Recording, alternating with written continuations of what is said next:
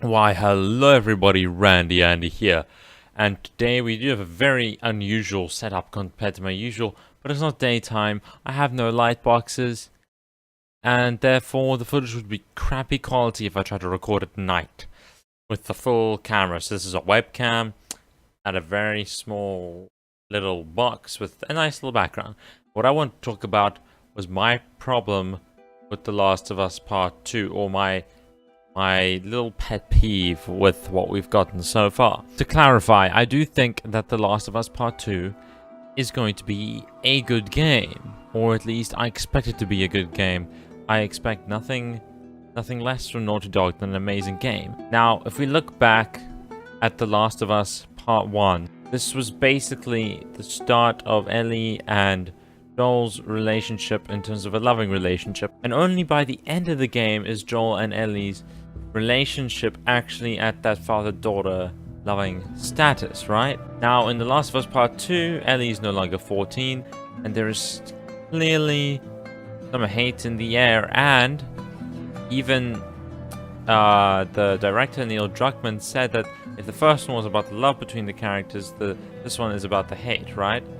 Which I'm not looking forward to, because The Last of Us Part 1 was only the precursor to the love between these two characters. Now, sure, there was the problem with how Joel lied to her, but the love between the two characters in a father-daughter sort of way was still so early on and still blooming, and I would have preferred a game goes straight on from where we left off, because it feels like that type of ending that was very ballsy and very gutsy to do, but it needed a good follow-through. It needed an immediate start again when the next game would come. It's a ballsy end, but to me it feels like something that would need to be continued right from the beginning again in the second game, which isn't what's happening. What's happening is we've done a massive time skip, and now we are left with this pretty open-ended ending with what seems to be no further elaboration on the immediate moment and the immediate problems. Now, if say we get little flashback missions, like 30-minute missions of when Ellie was much, much younger, around 14 years old, after this incident, then that would be good. That would solve some of the problems, especially if one of those little 30-minute snippets was just dedicated straight towards how the characters had developed a good bond with each other. Because I don't want to see now this love that just finally bloomed in a father-daughter way to just have kind of been thrown to the wayside now and almost replaced with something a lot darker, because it's almost like they built this whole thing up and now they're dropping it down.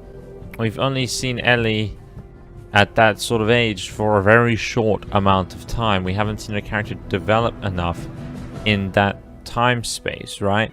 I have no problem with a massive time skip. I just think there needs to be more time with where Ellie was at that point and where Joel was at that point. I think that The Last of Us Part 2 should continue exactly where it left off, maybe a month or a year at the most. And then Last of Us Part 3 should be what we are getting now. All of that being said, though, I do trust Neil Druckmann to make good decisions, whether they be what I would prefer or not. I think he will still do a good job on the story.